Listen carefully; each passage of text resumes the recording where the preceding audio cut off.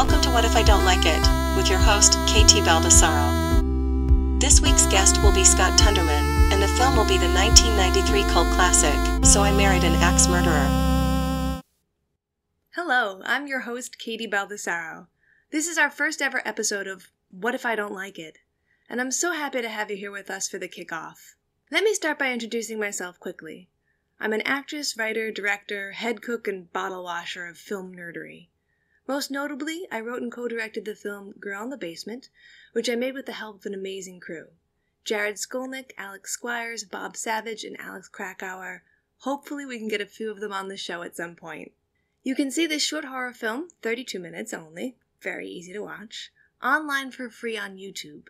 See the notes for this episode for the link, or just search Girl in the Basement on YouTube and you'll find it. I'm also a frequent guest and even did a temporary guest hosting stint on the superb weekly live podcast, Movie Night Extravaganza, with Forrest Miller, J. Andrew World, Conan Neutron, and Christina Oakes. A link for this show will also be in the notes. I have a deep love for movies and the entire insanity that goes into making movies, and frankly that's probably why you will always find me talking about movies constantly. And in doing so, I found that a lot of people kind of have a blind spot or a prejudice that keeps them from watching, sometimes, pretty awesome movies. Whether it's as simple as they don't like romantic comedies because they think they're schlocky, or they find all horror movies mindless. As a horror director, I often have to have that conversation. Or whether it's like a subconscious thing where you don't watch anything with Johnny Depp in it because you're still sour about that breakup with the guy who was obsessed with those Pirates of the Caribbean movies. These blind spots exist, and often they can be a barrier to a fuller love of everything that encompasses why we make, watch, share, quote, and hold dear the movies we do. With that in mind, our pilot episode will be with my dearest test subject or friend. Let's go with friend. My husband, Scott Tundermann. He has long said to me that he doesn't like Mike Myers films, and while I understand where he's coming from, I have always been a fan of the film So I Married an Axe Murderer, since I was a young kid. My sister and I would quote lines at each other, which basically would devolve into us screaming, "Move, HEEED," and throwing stuff at each other. But I'm not sure it's going to hold up. It's a movie I haven't seen since I was a teenager. So join me and Scott in our first episode where we will discuss the film before we've seen it first. We'll put it in context of when it came out and get an idea about why Scott thinks he might not like the film. Then we'll break, watch the film, after which we will return to see if Scott came around to enjoying the flavor that Mike Myers adds to something, or if I'm just high on the nostalgia of a 90s film from my youth. Fingers crossed, this one's a real shot in the dark, guys.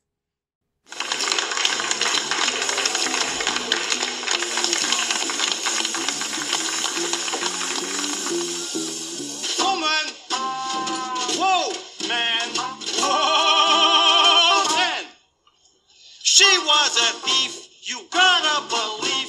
She stole my heart and my cat.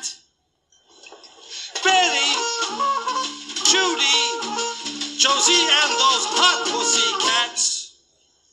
They make me horny, Saturday morning. Girls of cartoons won't leave me in ruins. I want to be Betty's Barney.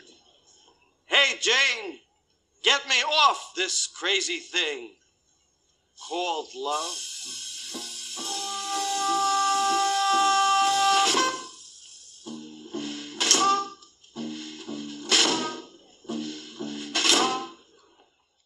This is the pilot episode of What If I Don't Like It? A show that asks the question, what if I take a try on something that I thought I wouldn't like and I'm right? But more, we focus on what if you're wrong. Today we have Scott Tundermann. Hello there. Who you might recognize from Being My Husband. Oh, among other things. Among other things. Who kind of helped me come up with this idea, focusing around on the idea of movies that people tell me they don't like, but have never really engaged with, or genres, or actors. In the case being here, Scott does not like Mike Myers. It's true. I have a dim impression of his work, And as I've been thinking about it, I'm not a big fan of buffoonery, and I think that my impression is that was his stock in trade. I mean, like the Austin Powers thing was just, puerile humor, or at least it seemed that way to me. So it falls in the category of a lot of the Saturday Night Live alumni who, they're just sort of doing jerk comedy, I guess. And it didn't much appeal to me. How do you feel about the Wayne's World sketches, though? I mean, you're a big metalhead. I get Wayne's World is not specific to metal, but... Yeah. I thought they were cute and mildly entertaining, but I didn't get much out of the movie.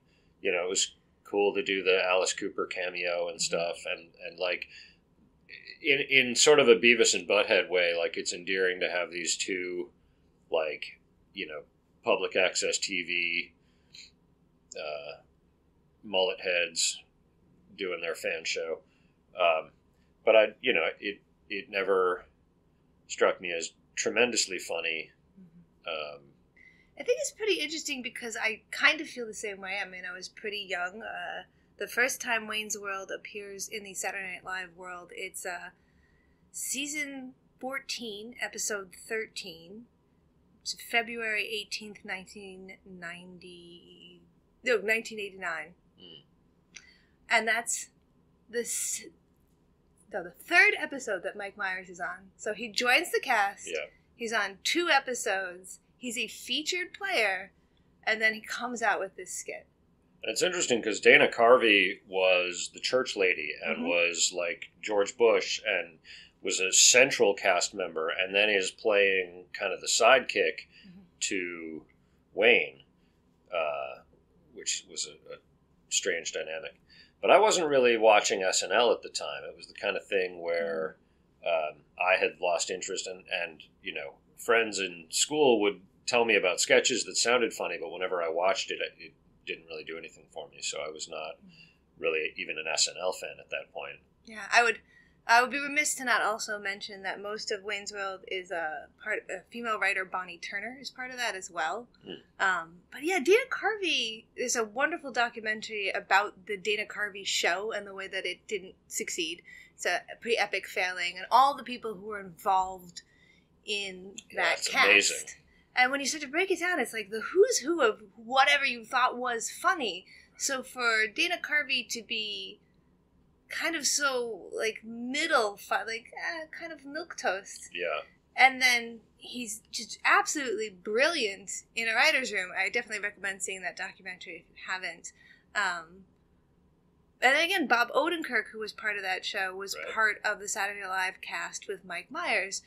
The other featured people in the year that Wayne's World happened were Al Franken, A. Whitney Brown, who I had to look up, but as soon as I saw his photo, I was like, oh yeah, that guy.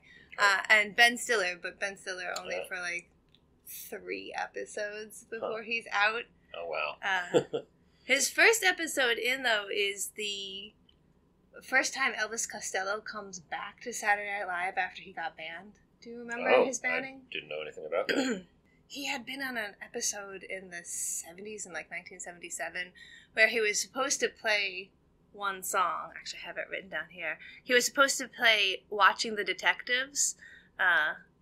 No, he performed Watching the Detectives and was supposed to perform his song Less Than Zero. 15 seconds into the song, he says, "Ladies and gentlemen, there's no reason to do this song." And then he performs Radio Radio instead. And, like, Lorne Michaels is so pissed that he didn't run that ahead of him that just banned from the show. Wow. There are only 3 people who have ever been banned from the show and had the ban lifted. I don't know who the other 2 people are, but we will get you that fact in the second part of the show. I think the only thing related to that I ever heard about was that Richard Pryor was the first time SNL was aired with a delay. Yes! Because they were so afraid he was going to swear.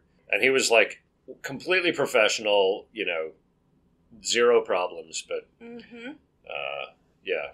I mean, that's live TV, right? Like, Yeah. God knows what people will do. And Saturday Night Live is such a strange show full of a lot of really peculiar facts. Like, if you are a fan of our show, you're probably going to be a fan of Movie Night Extravaganza, which is a show where I am on a lot, and probably how you heard of me and came over here. They just did an episode with Sam Cedar about Albert Brooks, and Saturday Night Live was originally supposed to be the Albert Brooks show, with Albert Brooks as the constant host, and it was sketch comedy. Huh. And Brooks, like, kind of led Lorne Michaels on up until the point where, like, they were just about to shoot the first episode, and he's like, I live in LA, I hate New York, and I am not coming there to film a weekly show with you. And he gave him the idea, have it be a different celebrity every week. Yeah. But up until that point, it was just going to be a vehicle for Albert Brooks. Huh. I do not think been a very different beast. Would have succeeded for as long as it did. Yeah.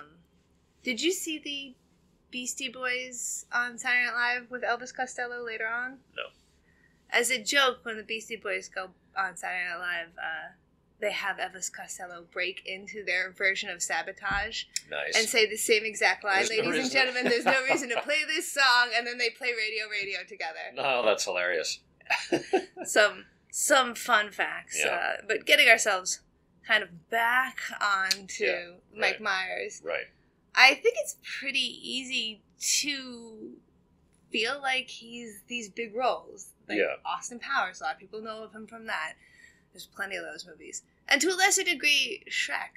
Right. Like, which I think when you watch this movie, it will be impossible to not notice the Scottish father's accent and how much it is almost the Shrek character. Right.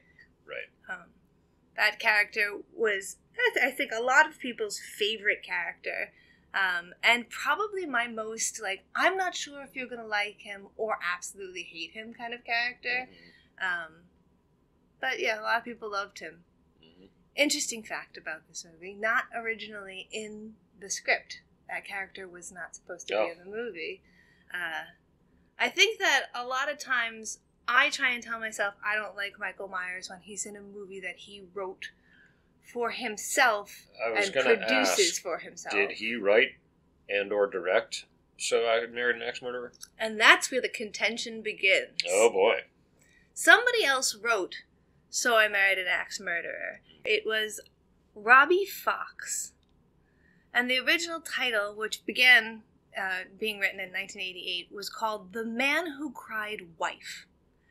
Okay. Yeah, so not So I Married an Axe Murderer, but The Man Who Cried Wife.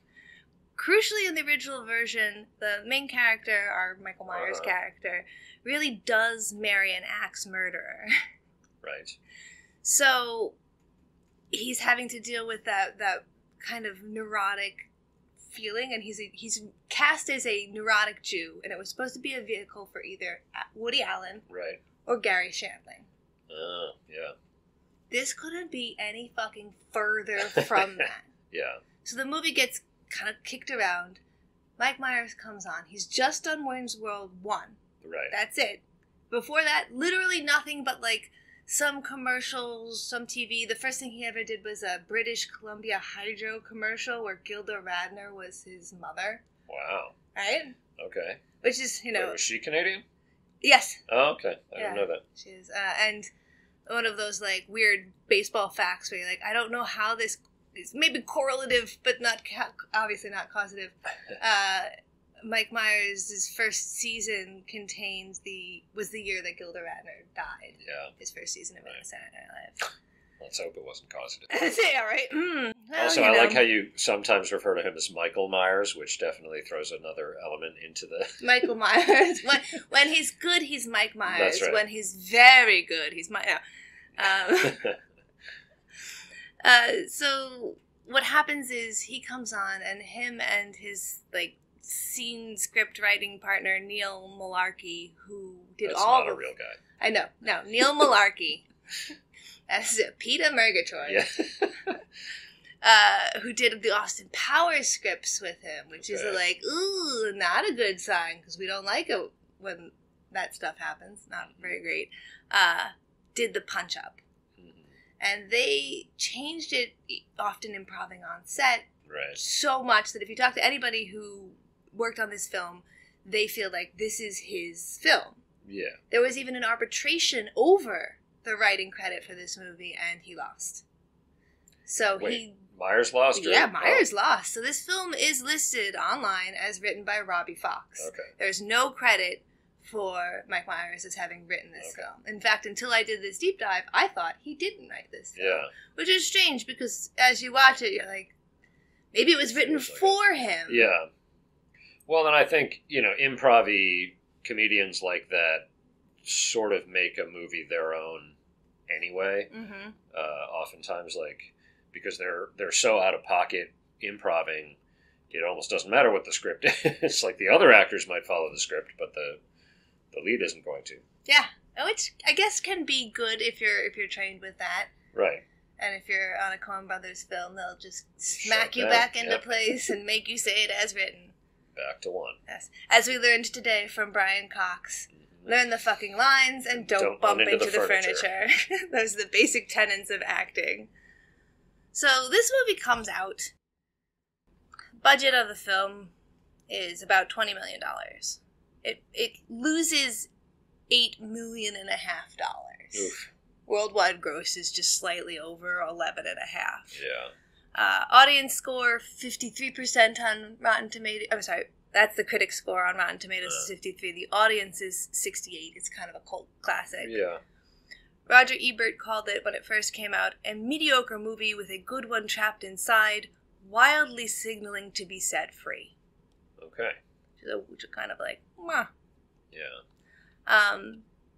Often pretty nostalgic with people from San Francisco, because it's set and filmed in San Francisco and uses a lot of famous places. It uses the headquarters for the Chronicle.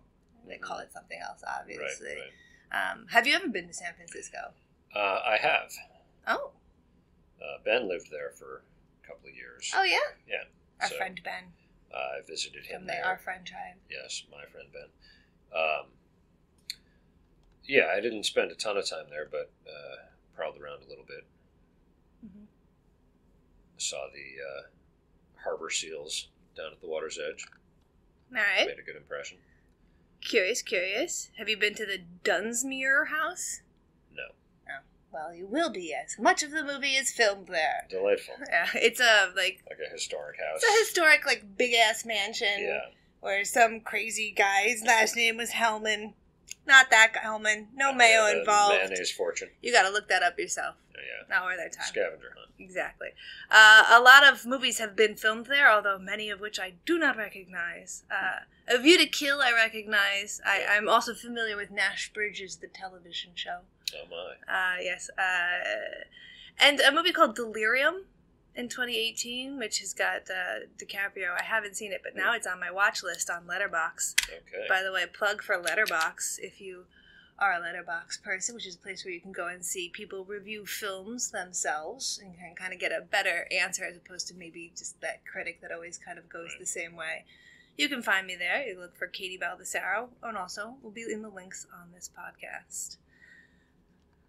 Also, bunch of cameos, some fun cameos. I almost don't want to tell them to you now. We'll talk about them later so you can experience them. They're both famous people from San Francisco, and you're kind of that NPR nerdy person where I feel like you'll more likely to like, oh my god, that's so-and-so. It's Harvey Milk. Exactly. Well, judging by the year this came out, no. I did want to bring up before we start watching the movie a couple of tragedies that happened on set, because I'm wondering if we can notice it in the filming. There's a small question as to whether or not this film was cursed. Oh. Yeah, it's right. Cursed by Mike Myers being in it. Exactly! Yeah, it was filmed in Voorheesville originally, and then they had to switch it to San Francisco. Yep. Are you familiar with Herb Caen, the columnist for the Chronicle? Not really. Okay. Sounds dimly familiar, but... He wrote a lot of pieces about this film being filmed because it was so in the town at the time, and they kept having horrible things happen, so it was very interesting. So the first piece was just disaster, and then Nancy Travis, who plays the main female character, the wife character, is a butcher. Yeah. Not in real life, in the movie. They didn't cast an actual axe murderer. I know. Or butcher. Well, they weren't woke yet. It was the early 90s, Yeah. so they didn't know that That's they needed right. to. And they were filming at a famous location called the R. Iacopi, which is a meat market from the late 1800s, although it closed in 1999. So if you're listening to this, you can't go there. Tough. Wow. Sorry. She cuts off the tip of her middle finger on her left hand and has to be rushed to the hospital. Yeah. And filming has to stop. Well, It's like, in a scene where she, yeah, and during a scene when she's cutting meat, she accidentally cuts her finger off. So I'm wondering, like, do we notice a need to hide? We're looking at the left hand middle finger. Yeah. Herb Kane apparently made a famous quip about it, saying that was a necessary finger and could not be lost. That's right. The movie was never the same. No. I mean, was that the take they used? We'll have to see. We'll have to see. Go with it. I did a like thing to help my friend who was in college, and he was doing a directing class, and so I needed an actor to come on stage and just do this scene for him under his direction, and along with a friend of mine who I met in doing this and wound up becoming very close with. There's this part in the scene where I'm supposed to stab the back of my hand with a pen. Supposed to hit the blood packet between my middle finger and my ring finger. See where this is going. Yeah. Did I stab the pen directly into my hand? And the blood packet? But not the blood packet at all? Man. Right. Yes. Did I still get a blood packet? Yes. Good. Did many people come up to me after? That looks so real. I'm like, that's not acting. I can't, bleed. Right. Well, thanks for the credit. That's Jackie Chan's version of a stunt. Just actually get hit by a bus. Okay, thumbs up. Okay, thumbs up. Use that take. And then the other big tragedy that happened on set was Michael Smuin, another fake name that I've come up with for this podcast, who was the director of the San Francisco Ballet, apparently collapsed from exhaustion while working on the choreography for this film, which led me to ask, because I do not Apparently there's a dance number. remember there being choreography. This is going to be like when we rewatched the animated Hobbit, me, my sister, and my brother, and we all forgot that there was any singing. Not that there was some singing. Yeah. Not that there was all only singing. 2 songs. Right, all the same song over and over. And sat there mortified. But, he's also listed as having worked on movement for certain films, like Bram Stoker's Dracula. He's listed as doing the movement for the bride scene. Yeah, those very physical acting kind of performance. Apparently enough to exhaust the poor guy. Huh. So we're going to have to pay attention for where we feel like maybe that was Michael's work. Yeah. All the axe swinging, I suppose. But yeah, a lot of axe swinging. When this film came out, it was number 12 at the box office. It lost very briefly, I guess. Because it lost to another stakeout, Hocus Pocus, which I feel like is a movie. Have you seen Hocus Pocus? No. No, but I think you would be like, no, I don't want to, but it's actually a good, fun movie. It's got our boy, Mac the Knight. Oh, yeah. Doug Jones? Doug Jones in it. He plays the zombie boyfriend. Oh, good. Yeah. I have this problem where when you say Hocus Pocus, my brain returns Jeepers Creepers. Oh! And I'm like, is that when they're on the bus and the weird, flying thing comes down? No, definitely not. Do not get me started on Jeepers Creepers. I didn't mean to. No. And also, it lost to Free Willy. It lost to Free Willy, which was in its 3rd week of release and still made 2 times as much money. People had to see that climactic scene again and again. Again and again. It's triumphant. A lot of people might have been thinking that they were going to see a porn. I wonder the percentage of which... 3 weeks in? A few weeks in, people hopefully the word had spread. Yo, dog, it's just a killer whale.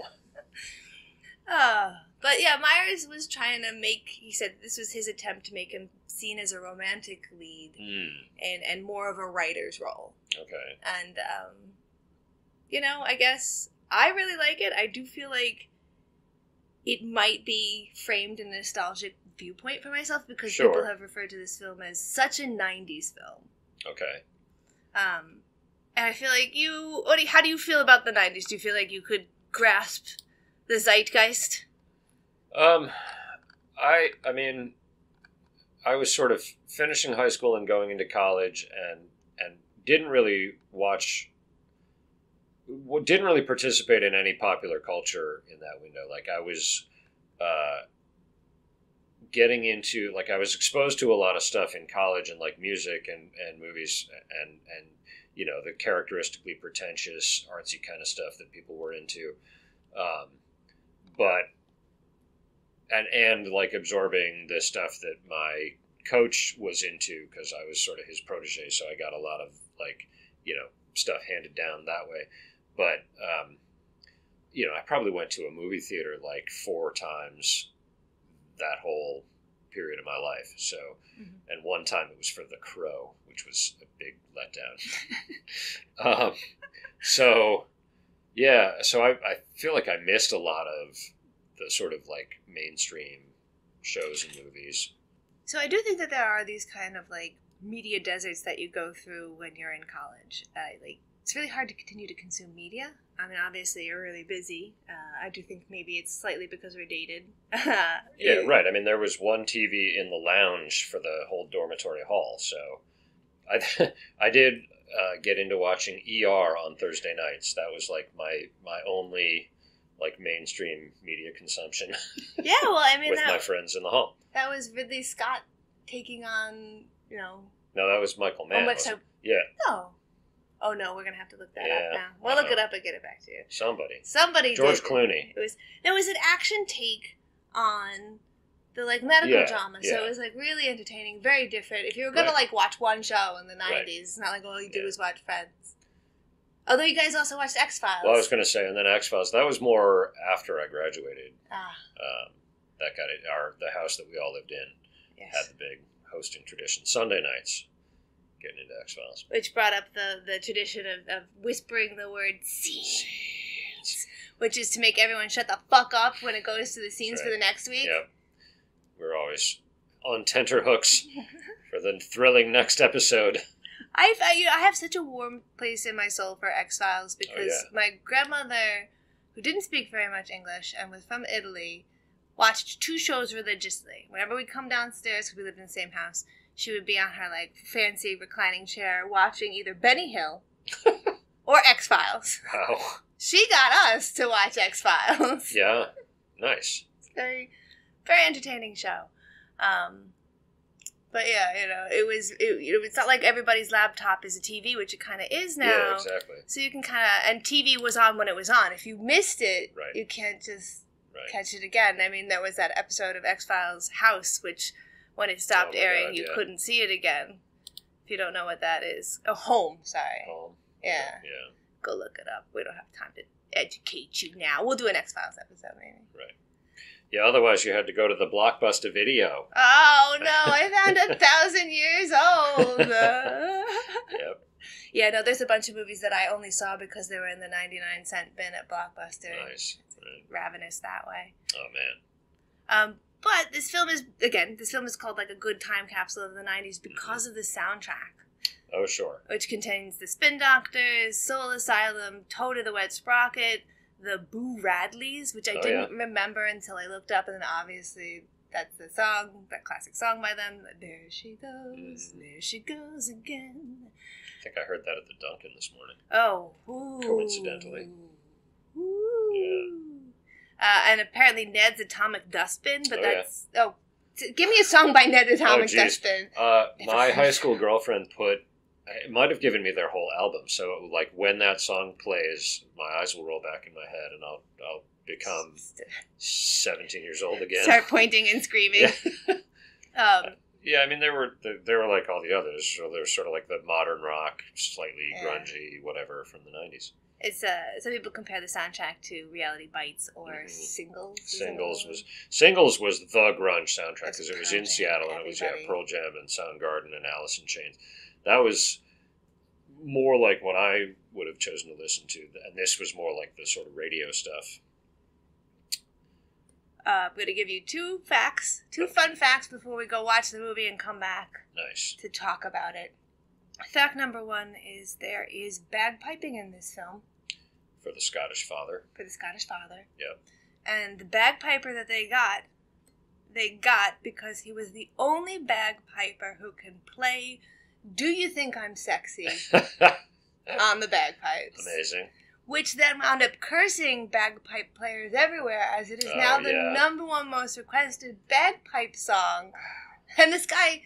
So I was listening to a podcast where people were doing an anniversary showing of this in San Francisco, and they called up the original bagpiper, who's in his 80s, and asked if he would come, and he's like, I can't do it. I've just gotten into an accident, and I've hurt myself. I can send you the only other person who can play it, my protege. Oh, wow. A 73-year-old man. The whippersnapper. Who owns the House of Bagpipes in San Francisco. Hell yes, he does. Man, can you imagine? You can just hear the drone as you arrive in the airport. But seriously. See, you don't even need a pipe. Right. If you do meet a professional bagpipe player, do not ask them to play this song. No. Do you know the Muffin Man? It's way more reasonable.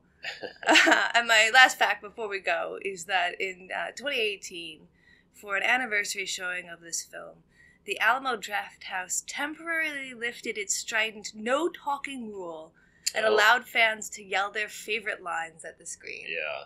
Which I think, it speaks to the kind of cult classic. Right, I think any kind of movie you yell the lines at, or Get that Rocky Horror kind of Picture tradition. Show, you kind of feel that there's like this reverence where it can be bad and good at the same time. Right. Yeah, that kind of umami of media. See, I do that with Big Trouble in Little China and Buckaroo Banzai, and nobody even knows what I'm talking about. But it totally like a Princess Bride vibe, right? Like everybody loves those famous lines and is like right there with them. Mm-hmm. My name is Inigo Montoya, of course. I do not think that means what you think it means. Yeah, inconceivable. As two fencers, there's no version of the world where we haven't experienced that every day, all day. Yeah. All right. So. Nice. Well, I will approach this with an open mind. That's all I ask of anybody who comes on this show. Just approach it with an open mind, and we'll see. Because you're right. I might wind up not liking this movie. I might have to say, like, you're right. Yeah. There isn't much here for this actor. Yeah. Although we did find that he does a couple of documentaries and some like stuff that I haven't really engaged with. That maybe as a documentarian. The waters run deeper than we knew. Yeah. Well, any Canadian is very deep artists. Clearly. Yes. Always. Always. All right. We'll see you on the other side. William, move your head. Look at the size of that boy's head. Shh. I'm not kidding. It's like an orange on a toothpick. Shh, you gotta give the boy a complex. Well, that's a huge noggin. It's a virtual planetoid. Has its own weather system. HEEED! Move! Alright, we are back fresh, like freshy fresh, from having watched So I Married an Axe Murderer, which we just stopped, took a little restroom respite. Right. And are now sitting here. Before we go, I guess, directly into your response, we were curious to read the trivia on IMDb about this, see if there's anything worthwhile, although sometimes the trivia is like, this was the first time that Mike Myers... This actor worked with this other actor, and then they were also in this other movie. Oh. A lot of it's about her cut off finger. Yeah. Oh, well, yeah. We did notice... Yeah. The cut-off finger clearly happens in, like, the meet-cute scene, because after that, her left hand is completely behind herself the whole time, and then they just have a Band-Aid on it. They're like, fuck it, Yeah, I mean, what are you going to do? Sometimes butchers have Band-Aids. Makes sense. Yeah. Stitched back on by a local doctor. Yes, by a local doctor, who apparently still doing it. Still a doctor or a hand surgeon, still good to know. Still stitching her exact finger on. Right, to this day, they reattaching say. That fingertip. Children. Yeah. Actually, the first trivia is about that. You can see a bandage on her hand from the butcher shop scene. Oh, she was distracted laughing at the antics of Mike Myers, and that's how she got herself. Sorry. That's why OSHA doesn't have quite yet a space for antics. Right, for comedy butcher shops. The moment where Tony laughs at Stewart's Colonel Sanders impression was not scripted. LaPaglia did lose control and laugh a lot at Mike Myers. I have to feel like a lot of that was probably ad-libbed. Yeah, the I parrot. expect so. How did you feel about that character? The dad? The dad character. Broad. Definitely, as you suggested, hints toward Myers' other Scottish accented performances. Apparently he based it on his own father. Mm-hmm. There's some good, a deep Scottish heritage in Canada, so it stands to reason. Yeah, and apparently pretty deep Scottish heritage in San Francisco, which started as an Irish-Scottish community, and then became like Slavic and more Italian, but in the kind of like late 1800s. So it does match up for San Francisco. Right. Nice. Yeah. Although there was like, in any kind of movie from the 90s, it's going to be super dated. I keep finding myself singing to "It Was the 90s," as per that famous TikToker. But a lot of the father's characterizations and jokes were pretty homophobic. Oh, sure. And just, Yep. kind of didn't hold up very well. No. Sadly. But it was fun getting to see that character exist. And Alan Arkin, used some Italian epithets, but that was part of the bit. Yeah, so, that felt more built into the bit. So I guess we'll just jump right into it. We'll keep reading the trivia to keep ourselves going. Sure. But I feel like the Alan Arkin, Anthony LaPaglia plot line, gold. Right. Absolute gold. I'm glad I watched the movie, so I saw that. Yeah. And I always appreciate Amanda Plummer. She stole every scene she was in. 100%. I feel like I first realized who she was when we watched The Fisher King together, and I do her monologue from that about arranging the hors d'oeuvres. Right. And I, for the longest time, could never understand why I'm difficult to get cast in like a commercial project or anything, and it might be because I do Amanda Plummer very well. Because you're so weird. Because I'm so fucking weird. But if there's a space left in the zeitgeist for a like 40-year-old version of that, like y'all know, you can DM me and Nice. I'm around. Sure. Yeah, I can't believe that Mercedes Ruehl got the Academy Award nomination for Best Supporting Actress for Fisher King and not Amanda Plummer. That is. I mean, they were both phenomenal, but yeah, Amanda Plummer's performance was show-stealing. I have to assume it was just like percentage of screen time or monologues. Yeah. Like I really don't know, because I do feel like she was astounding in that. Yeah. Right.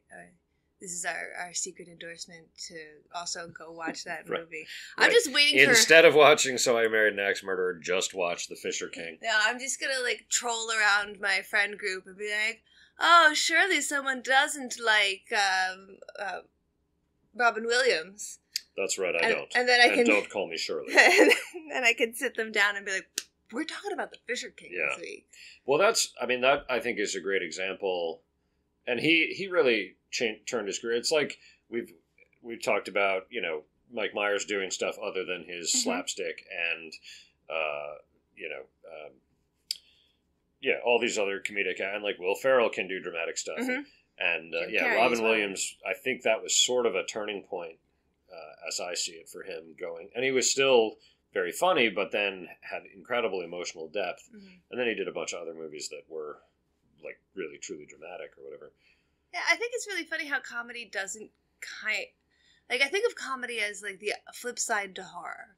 Whereas if I'm doing a horror movie and all I do is scare you, you're gonna just burn out. Right. You need to get these points of breath, of relaxation, of feeling comfort.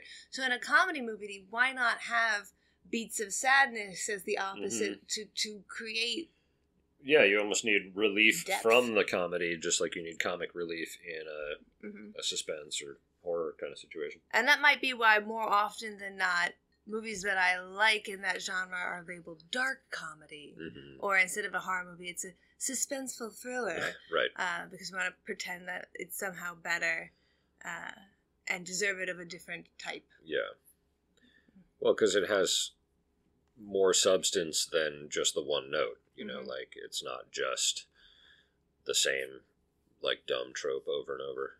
That's what was so refreshing with the Alan Arkin plotline, is that was an untapped trope where they were in on the joke together, and the police captain is sweet. It reminded me of the God, he plays the first Batman. Yeah, Michael Keaton in The Other Guys. Yes. That's exactly who I was thinking of, and all the TLC references. Mhm. Like, listen, you guys can't just be out there, you know, chasing waterfalls. Captain, come on, you have to hear that. Want no scrubs.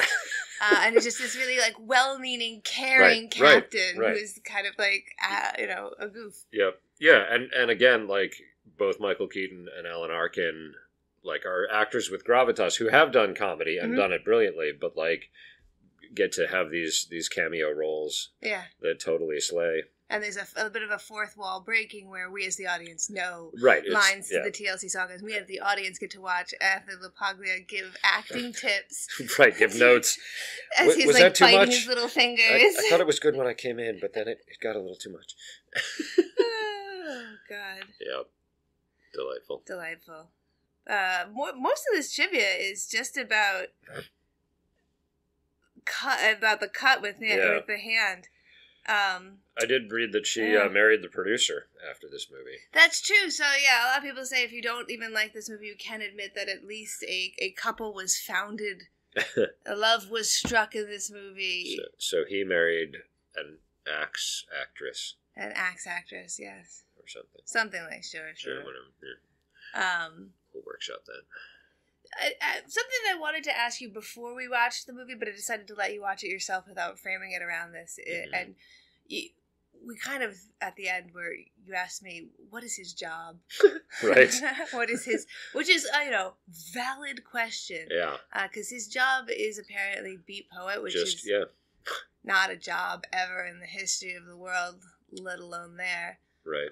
Saul Williams is a beat poet, Yes. kind of hip-hop artist. That's it. That's the beginning and end of the list. And you, sir, are no Saul. No, you sure as shit are not. But there's a lack of believing for that character because we only see him perform in that one place, and it feels like, is that just an open house? Apparently, they wanted to shoot in the City Lights bookstore. It would have been another location for him to be performing or perhaps selling a book or something. Yeah. But one of the owners, Lawrence Ferlinghetti, who is an American poet and painter, refused. Absolutely refused because he said that he felt the story was too sexist. Interesting. And obviously as I watched it, like as a 13 teenager, I didn't really... It was the 90s. Everything was sexist. Yeah, right. And there definitely is the comment, which I said while we were watching it, where they're checking up at the end, LaPaglia's characters, trying to find out if she is in fact the wife. Right. To all those characters, and they call the Russian martial artists sumo friend for some reason instead of like what? Yeah, the tie-in to her speaking Russian, but all the martial arts weapons and uniform in her apartment were Chinese. The martial artist appeared to be Chinese when they eventually talked to him. Sumo wrestler. I thought it was Japanese. Oh, he was in like I don't know, maybe. Anyway, it was definitely a bunch of what do you call that, mixed. It was very much like if you could say the word Oriental. Yeah, right. Yeah, but so like, why specify that it was a Russian martial artist at all? Like, why not just like, did they not want her to marry a Chinaman? I mean, maybe Nancy Travis is like, I speak Russian, well, sure, and that's all you got. Yeah, Russian and English. But and that was fine when she shot back at those two sailors, and he found out, oh, you speak Russian, and that was like, well, you're smart, you're clearly educated, and it didn't really need to tie into anything else. And it didn't connect to the martial arts thing. I never understood that. Oh, yeah, that was just her establishing. Like, they said to her, like, oh, it's a cute woman. And she's like, hey, guys, I speak Russian. And they're like, oh, and she's smart, too. And she's like, yes, I am. Yeah, it was very, like, basic. So, to the point where that definitely didn't need your actress to actually speak Russian. Sure, right. I'm not positive that Nancy what's her name Travis. does. But you know a Russian martial artist. Yeah, right. Yes, if they wanted to do something about Russian martial arts, they could have. There is a type of martial arts specific to Russia. Tied in Sambo. And I don't know how much, like, weapon form there is in Sambo. It's basically like a judo kind of throwing and grappling art. But, so the decor in her apartment would have been more difficult to tie in. But had his gi on the wall or something. Yeah, right.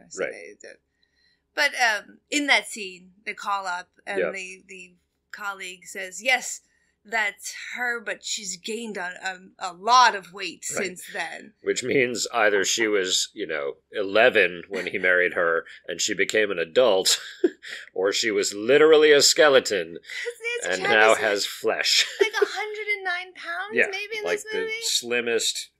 Yeah. Yeah, well, it was the 90s when we really had a heroin chic for our leading ladies. Right. When did Kate Moss change the world? Oh, God, probably around about then. No one was alive back then.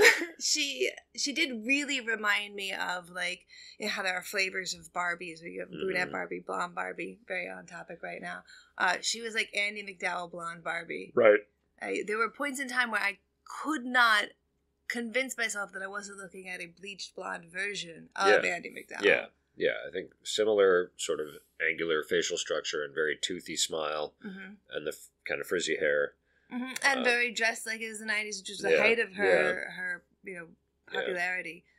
I do feel like I've seen her in other things, but I can't quite place.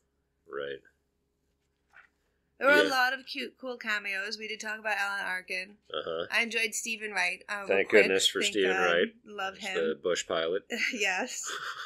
And Phil Hartman, another fan favorite. Right. And in a very, short but memorable scene in Alcatraz. Which, again, I guess because he's a cop, that's the thing that he likes to do, and he's a little weird, but, they established that this is something they do on their day off, and they have done it multiple times because they have preferred guests. They preferred guides. Right, and didn't have to take the ferry to Alcatraz with all the plebes. They had a police boat deliver them there. It's very, very weird. What? This movie really feels like it was paid for heavily by the cultural district of San Francisco. Right. Yeah. Not since The Rock has... San Francisco, or since Bullet, has San Francisco been such a character? And there's Dirty Harry. There's the one where Michael Keaton in The Horrible Rental. Was that San Francisco? Oh, yeah, I think it was Pacific Heights. Pacific Heights. Yeah. That's another one. Right. Don't watch one of these movies. Is like, oh, it's so nice to go to San Francisco. The other one is like, oh, do not fucking go to San Francisco. Do you feel, having watched the movie? Do you feel like it was cursed? No. No. We found where the dancing was, though. Obviously. Oh, wow, yeah. Bushmullen's choreography had to have been the ballet that Myers did in the, meet cute scene in the park. Right. Sort of prances over to her with some very mediocre pseudo-ballet moves. And, what does it say about his ability to learn those moves? That this guy exhausted himself and had to be taken to the hospital trying to teach him to do that. Yeah. I don't want to throw shade, but also, man, I don't know. I feel like watch that scene and you might want to throw some shade. Yeah. As we were watching, I kept sort of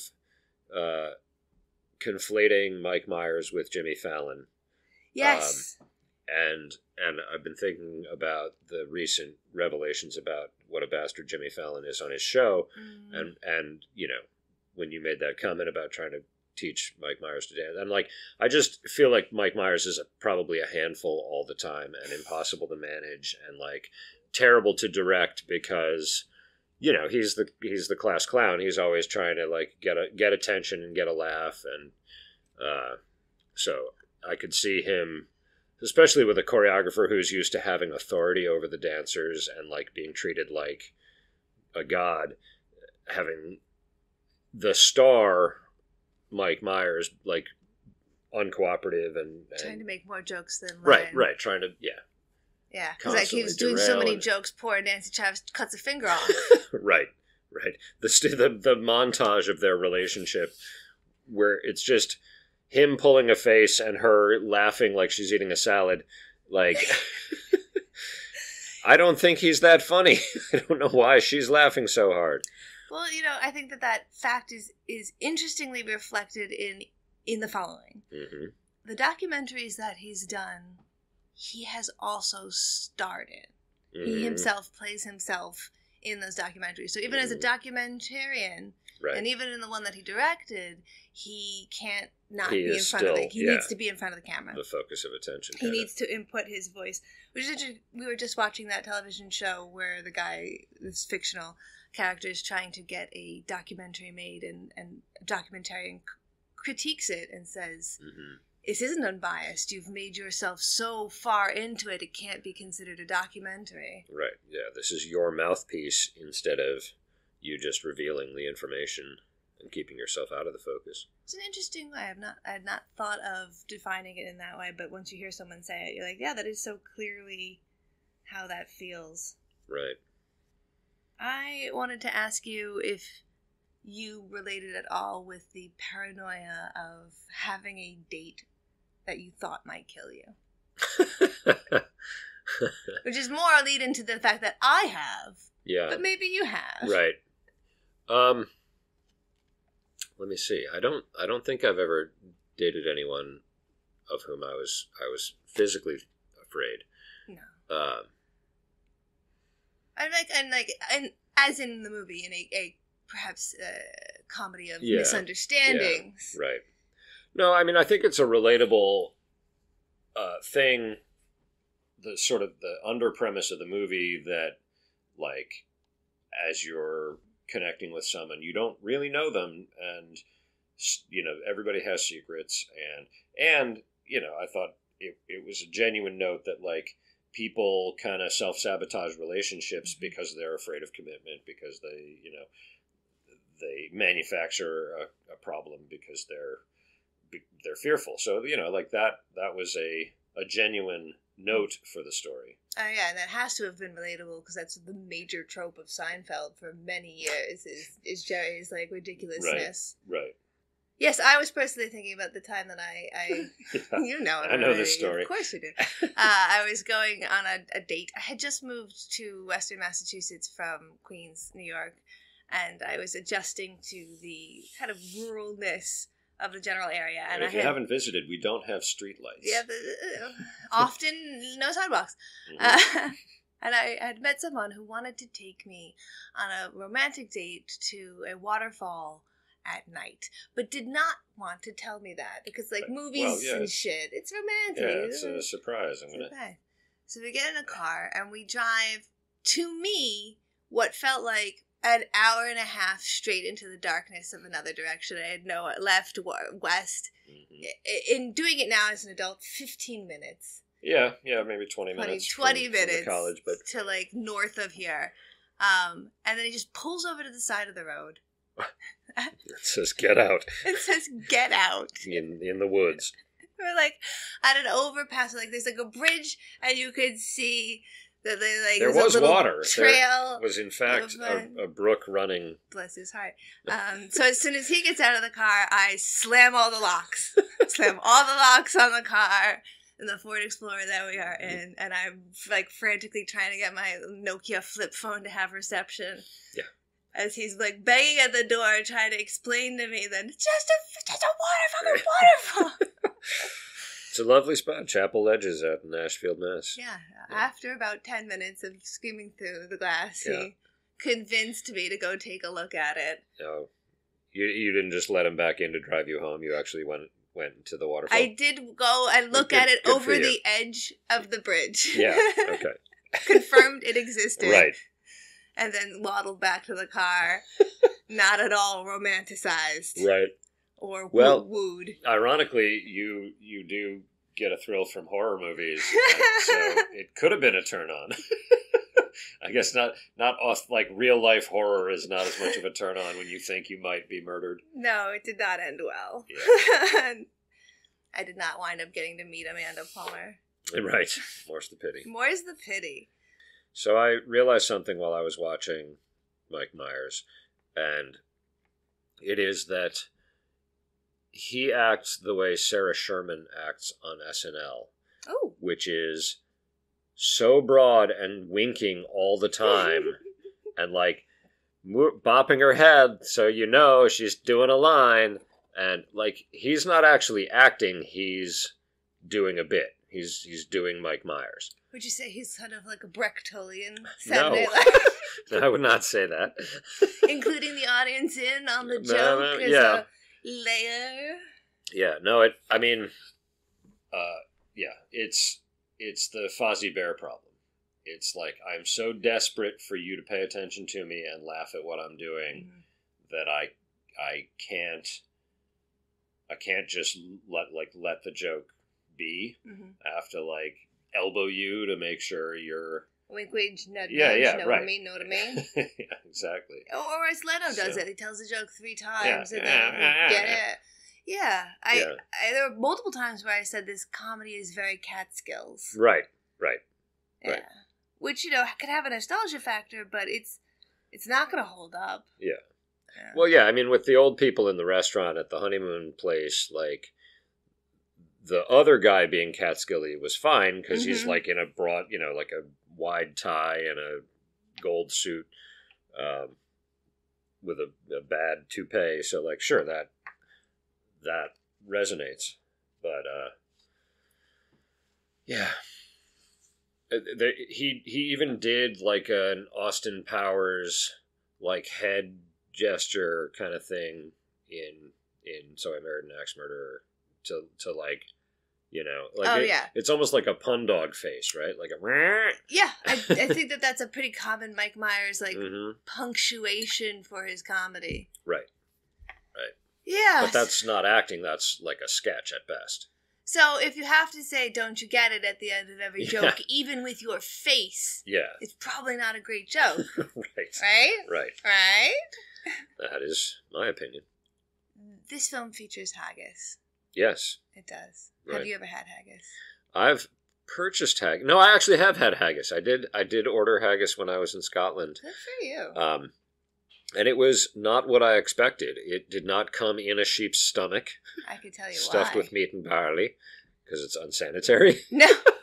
It's technically illegal. Oh, even in Scotland. It's under that foie gras kind of umbrella. There are some places where they can serve what is considered traditional, which contains the lungs and the stomach, the offal. But it is technically illegal. Huh. Yeah, it was, when I ordered it, it came and it was just sort of like ground beef, but mutton. I think it was just, sort of like kibbled. It was very dry and not very well seasoned or anything. Oh, so really? I would figure it was overly seasoned. You would think, right? And I expected something more like a stew, but it was just like very, very dry ground mutton. You were in Scotland when you had this? I was. Nice. Would you have it again? No, but not out of any revulsion, just because it wasn't worth. I mean, I guess I'd try it somewhere else. Maybe someone was like, "This is the best version of it in the world." Right. Yeah. And I bought a can of haggis to bring back, probably for Don as a souvenir. Yes. for my best friend. And I doubt the fate of that can of haggis, but I'm pretty sure it was never opened. I'm sure Timmy the dog ate that can of haggis. Yes. And the haggis inside of it. And the can as well, yes. I feel like cans of haggis and like cans of spotted dick shouldn't even have anything inside them. They're joke just gifts. A novelty. Yeah, exactly. Just fill it with some sand and water and we'll be fine. Right. Or a compressed snake would be good. Oh, yes, so that if you do open it, let the curse come to you. This film has been accused of having a plot that could not be made into a film today because it is too simple. Yeah, it could be an episode. Yes, a lot of people have said it's a television plot at best. Yeah, and a lot of the scenes, the sort of set pieces felt like, kind of contrived and okay, so this is like a building block kind of script writing process.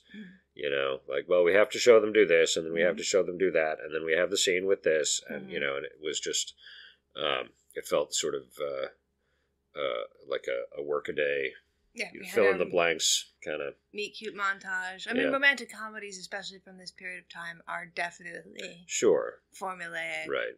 But it did also have some pacing problems, where even within that, like, pretty rigid structure, it kind of lags a little bit, and it's 93 minutes long. Yeah, right. And on the other hand, you said, like, so wait, he just helped her at the butcher shop that day, and now, like, they went on a date and slept together. Like, they almost literally just met and are, like, starting a relationship. This is surprising. I mean, and they even make fun of it, where Amanda Palmer goes, "You know Harriet," and he goes, "Actually, no, I really don't." Right. But yeah, it's well, you know, I did kind of appreciate that, you know, he said, like, you know, I really want to kiss you, but if we kiss on the couch, then we might kiss in the bedroom, and then if we kiss in the bedroom, we might, you know, and I don't want to move too fast. Like, I thought that was actually a relatively, you know, not sexist and backwards kind of thought. Like, I appreciated that. And then she said, I want to sleep with you. And so they did. Like, and so great. But, you know, he was being respectful and taking things slower, and she was the one who had got to say, let's do this. So yeah, I thought that was good.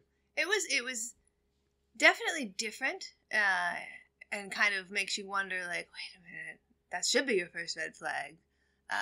This film, for me, definitely exists in that realm of, like, another neurotic, kind of stuck in an adolescence period male with I mean, he does have that freaking awesome job. Well, I mean, that's a breadwinner right there. He's definitely right. Just lands this amazing, gorgeous woman, and like, and it solves his problem. Right. So, you know, it's gonna be formulaic. Yeah. Nobody was trying to, you know, achieve any great dramatic resolutions here, like Amanda Plummer in the back window of the police car, just like, I've been arrested and I am happy now. Chin on her hands, like, I'm zany. That's she wasn't as murderous as she was zany, but I also, as soon as she pops into frame, you kind of have to be like, oh yeah, no, we're anybody killing anybody, because she killed every scene. That's correct. She's so freaking adorable. But you know, there's that thing that, you know, I talked about with Hitchcock, where he says, is this, you know, cliched if I created this myself? So he's talking about how people will say a movie that he did in the 70s has too much reference to shots from North by Northwest. And he's like, no, I'm the Beastie Boys. I'm allowed to sample myself. Sure. And I invented it. And so is this movie too much of a 90s rom-com, or is it just like the beginning of 90s rom-coms? And what it does, other things do. You definitely see the line in which the Netflix series The Pentaveret is born. Right. He pretty much pitches the entire series right there. Well, you know, and I think it's fun, and I appreciate that, like, the thing that might keep the couple from getting together is that she's literally an axe murderer. You know, like, that's funny. That's, you know, like, at the elevator pitch level, that's fresh. That's great. Okay, so, like, yes, it's another tired rom-com where, you know, boy meets girl, things don't totally work out, they break up, but then they get back together. But, like, yeah, but the reason is that she has a string of, or she may have a string of, like, murdered exes. So, you know, that's at least, like, a fresh twist. Yeah, and in a way. I can see how that came from the original script. So there's this neurotic guy who's always thinking these things about his you know, girlfriends. Right. And one of the far-pitched things he thinks of, because in the original script, she actually is the axe murderer. There isn't the auxiliary character. Right. It's like, oh, it affirms his, like, Philip Roth insanity. Right.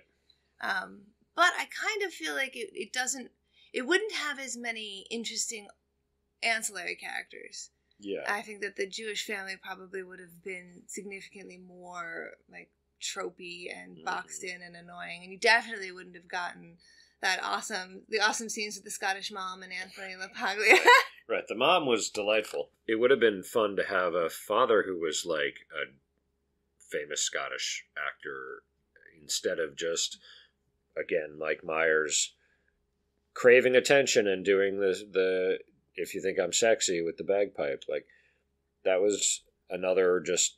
And that's, for me, the schadenfreude of watching someone embarrass himself is not enjoyable. And I know that's a broad category of comedy, but I just, I don't want to watch that, and I'm crawling out of my skin in vicarious embarrassment. It felt very much like Eddie Murphy in the Clumps kind of character. You do get 2 paychecks when you do that. That's so it's worth it. The second film, right. So you might as well get that second. I'm going to give you the writing paycheck. Get that second paycheck. Yeah. Brenda Fricker is the actress who right. played the mom. She had just been nominated an Oscar for My Left Foot and then missed it. She didn't get it. And then she films this. Right. And when you get someone like that for the mom, you probably could have gotten, Brian Cox? Sure. Yep. That would have been a good get. Yep. Brendan Gleeson? I know we're doing Irish a little bit here. Well, yeah. Pete Postlethwaite. Pete Postlethwaite in that character. Hilarious. You know what? Yeah, I'm down for that. 100%. I do feel like if you recast that would have benefited. Certainly his hostility would have been more authentic. I remember crazed shouting when we watched In the Name of the Father, and I desperately needed the subtitles. Right. This truly is in English, right? Well, I've gone together and I've created a thing that I'm calling my Big Myers test. I get it. Yeah, get it. You see what I did there? I'm a PTSD in the Big Myers system. Oh, delicious. It's basically, it shows you all the movies that Mike Myers has done. You answer yes or no to whether or not you've seen it. Okay. That'll spit out some information that can kind of identify your blind spots with Mike Myers and maybe why you have a prejudice against him. Because there's a lot of movies that he's in that he didn't write that have varying levels of success and, right. indiness. And there are the documentaries that he's done. So if you're listening to this, we're going to put this up on the website, so you'll see that information below on how to access this. It's going to be like an Excel sheet you can interact with, so that if you're listening and you're feeling like you have maybe a Mike Myers blind spot and you want to go beyond just watching So I Married an Axe Murderer, or you want to take a look at other things, you can fill that out and see what you get. I know that we did this last night together, and you You definitely hadn't seen any of his documentaries. No, I had no idea he'd ever even done a documentary. And you were familiar with, but had never seen any of the things he kind of voices in the Shrek animated universes. Yeah, I saw the first Shrek, I think. Okay. Definitely the father is I don't feel like Shrek's voice is somewhere in that Yeah, character of the father. exactly. It's sort of a recycling. Yeah. And most of what you had seen was just the Austin Powers world. Right. And, you were aware of the Cat in the Hat. So definitely his, worst work as far as reviews from people who consider cinema. Cinema. I'm sure there are people who are going to defend Austin Powers, at least the first one. I know that Unspooled did an entire episode on Austin Powers that was incredibly enlightening, but I still don't like that movie. I mean, for sure, the James Bond genre is rich for satirizing. I just don't think he did a good job. Yeah, and there are characters in there that are good. I think it's unbelievably hilarious that Dr. Evil is just Lorne Michaels. Right. But again, it's fucking Mike Myers, playing multiple roles. Yeah. So there are other movies like Pete's Meteor and Mystery Alaska where he just plays one role and he didn't write it, and then kind of more right, just being an actor in a movie that might be fun. Who'd have thought? As we go towards the end of this episode, I gotta ask you your kind of basic questions, and I think the 2 most basic questions are: would you watch this movie again? No. would you recommend someone watch this movie? If I thought their tastes were like mine, no. So I feel like we haven't swayed your opinion. No, I mean, I don't mind that I watched it. I didn't hate the experience, but I don't think my opinion has changed. But in terms of what I think of as like a Mike Myers movie that Mike Myers, wrote or co-wrote or whatever and put himself in, I would certainly be curious to see him in someone else's project, and I'd be interested to see some of these documentaries and see if he has a different persona than, what he thinks he needs to do as the comedic leading man kind of situation. Okay. And I don't know. I mean, maybe he's the same kind of Yahoo in every context, but maybe not. Yeah, part of this series and what we're doing here is taking a look at questions that might have exactly the answer we thought we were going to have. Sure. But maybe we find some depth. I definitely think we found some depth here. And maybe we could do an addendum, like a 30-minute episode where we talk about a documentary. We talked a lot about Michael Myers as a person. I love how I keep switching back and forth. Yeah, right. Michael Myers as a literally deathless murder machine. Wish I could understand why I say one or the other. Yeah. And maybe someone count the syllables. It keeps it in 15. Oh, yeah, right. Your iambic pentameter requires. Flows better that way. Nice. I would recommend that someone watch a supercut of Alan Arkin's parts and Amanda Plummer's parts. Yeah. And I'm glad that I saw this movie so I could see those performances. All right. But that's like loving a book because of the map inserts and the index, right? A bit like liking Seinfeld for every character except for Jerry. Well, that's true for every most Seinfeld fans, right? Yeah. So if we cut Mike Myers out of this movie, we found a Mike Myers movie you like. That's exactly right. Yay! Nicely done. Nicely done. All right. Well, that's gonna do it for us today. If you have any questions, if you want to weigh in, if you feel like there is another movie that we should have watched instead that really speaks to the missed greatness of Michael Myers, hit us up. I would love to hear more information. We're open to trying this again. We're kind of in our early stages right now.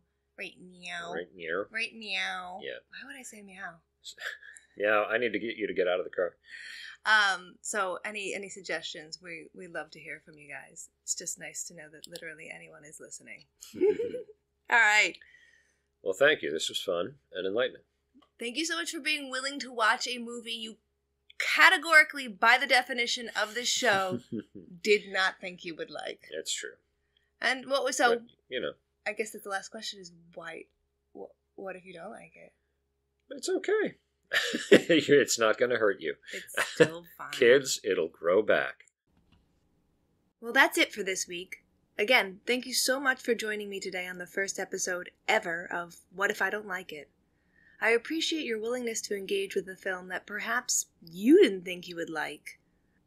I hope it was enlightening, and perhaps you're out there also about to watch one of his documentaries.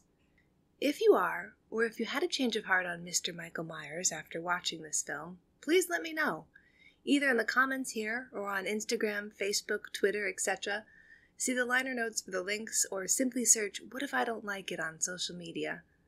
Episodes will come out twice a month, on the 1st and on the 15th.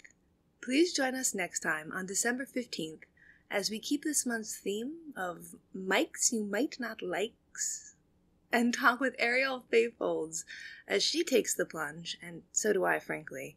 And we both ask ourselves, what if I don't like the 1995 Michael Bay film, Bad Boys?